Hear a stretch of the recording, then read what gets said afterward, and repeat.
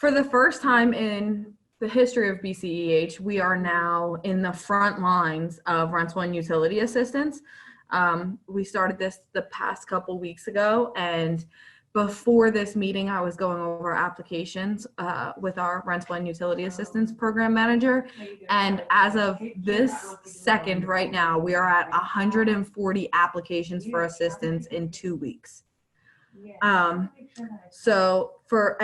on top of that, for the past 2 months, we've been helping to put homeless individuals and families into 2 separate hotels. One hotel is for non-tested and non-exposed residents of our community, and the other one is for COVID positive members of our community. We also put an initial basic application on our website, and we've had over 30 applications from what we've received from our website come directly from 211's assistance with that. So we're really appreciative for 211 getting people involved with that. We've gotten a generous amount of support, both financial and otherwise, from United Way.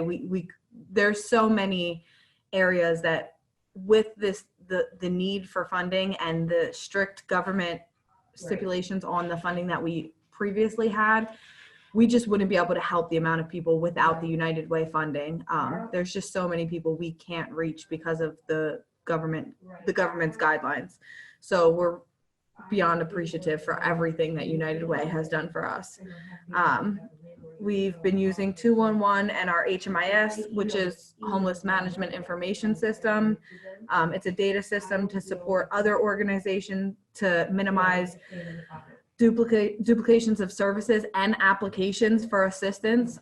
Communication and meetings like this are key to making sure we're not all helping the same family with the same problem, and spreading services. I'm so sorry. We're all working in the office right now, so there's people on the phone with clients right behind me.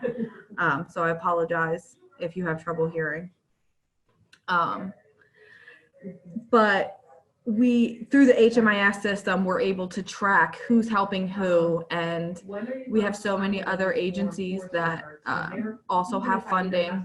Family Promise, I know we have Elise over here who also helps us in this, and it's our community, so it takes all of our community partners to address this population and help serve as many people as we can. We also have a multiple step plan in place to advertise and communicate the assistance available to tenants facing eviction once the moratorium is lifted.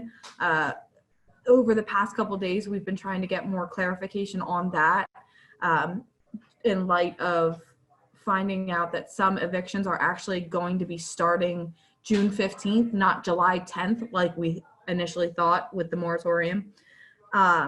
And then we've secured funding and basic agreements with another service agency to run or test a pilot program for our safe parking lot, which we're super excited about. This is something that we've been in the works with for a long time now. So now we're moving that one step forward. COVID kind of got in the way of that, just like everything everybody else is doing. But we do have that going on. And I don't know if everybody's familiar with a safe parking lot, but we have a lot of people that are unable to get into shelters or are more comfortable staying in their cars. So the safe parking lot is a concept where there is exactly what it says it is. It's a parking lot where people who are staying in their cars can go to this parking lot. There's fences, there's security. There's a triage center, there's bathrooms, there's food, and we can coordinate services to get the person who's sleeping in their car in, first of all, a more safe place to park, and then more services that would meet their immediate needs. And we've also hired more staff and outfitted our offices, and we all now have home offices that, so we can do everything we're doing in the office, we can also do at home. And then I'll turn my computer so you guys can see. That used to just be a window. It's now an area where we can safely meet clients on the other side of that. We buzz clients in the front door. We have a mailbox slot right in that window where we can slide papers in and out. We have masks, thank you to United Way, where we can give people masks as they come in, and we're able to meet the needs of the community for the people who can't do the online application or they don't have the phones to send us the paperwork we need. We are still meeting. It's on an appointment basis, and it's not just people coming into the door like we used to do. So we do still have precautionary measures in place for that, but we are still open and in the office daily at this point.